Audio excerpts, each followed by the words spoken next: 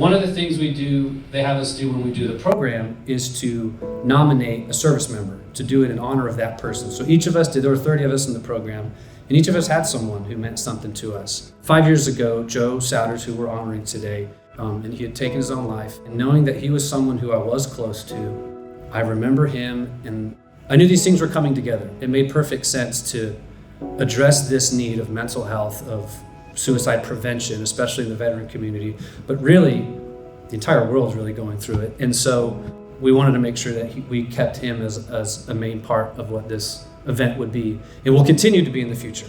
One thing I really wanted this event to reflect, like various ways people can express themselves in art and creativity. And so one thing I know I'd like to do is have folks read some of their poetry and music that we'll have.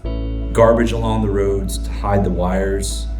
Be on the lookout for everything, because you'll never know what you missed if you miss everything.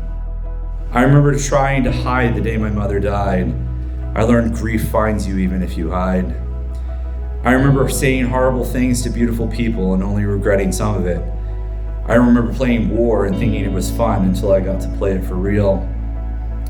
I remember the mornings in Monterey and wanting to be a sea lion instead of a soldier. I remember when 40 seemed old. I remember trying to be an alcoholic just so we would share something other than a name. I remember being afraid at the first rocket, annoyed at the 100th, and wanting at the 1000th. Thank you.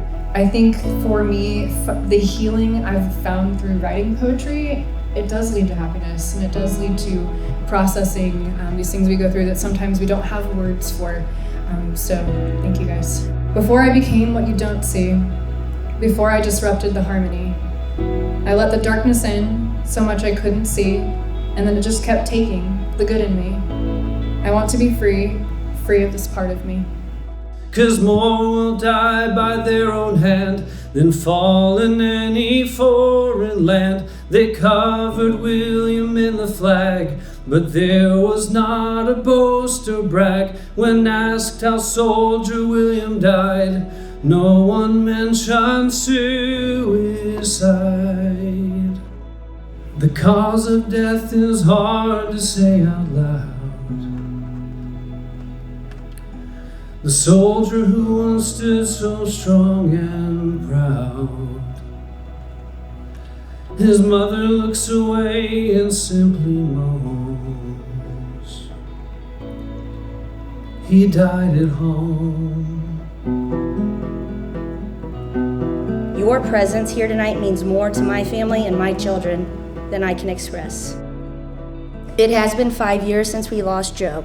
And in some ways, 5 years feels like a lifetime ago. And in others, it feels like it was yesterday. People often imagine that 5 years is enough to heal, but grief doesn't follow a schedule, and we live with this loss every single day. Joe was so much more than the way he died. He was a Marine, and he was a father, and he was a damn good friend. And he was funny, and he was stubborn, and he was generous, and he was loud, but he was deeply loved. But he also suffered in ways many did not see. He carried that pain that eventually became too heavy to bear. Pain does not disappear when somebody dies. The weight that broke him, that pain did not vanish.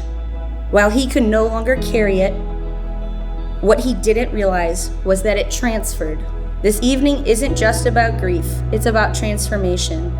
About the way art can hold pain gently and shape it into something honest, something brave, and something beautiful. We do not have to carry any of this alone. Joe didn't get to see what life could be like on the other side of his pain, but maybe, just maybe, somebody else will. If you don't tell your own story, no one's gonna do it for you. So that's why we're doing all these things for each other, because we are here. I'm sorry I couldn't end it on a happy note, but I do thank you all for being here, because it does mean the future's bright. You know, like, it's a great opportunity, and we're excited to do more of this and see where this goes.